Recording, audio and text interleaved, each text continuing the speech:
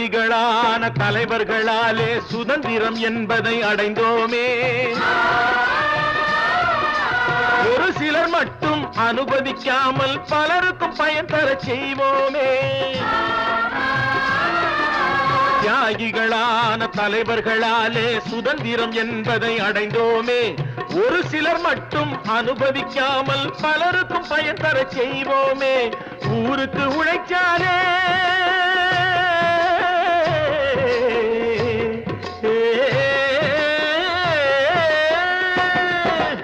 ஊருக்கு உழைச்சாலே ஏழை உரிமையை மதிச்சாலே உரிமையை மதிச்சாலே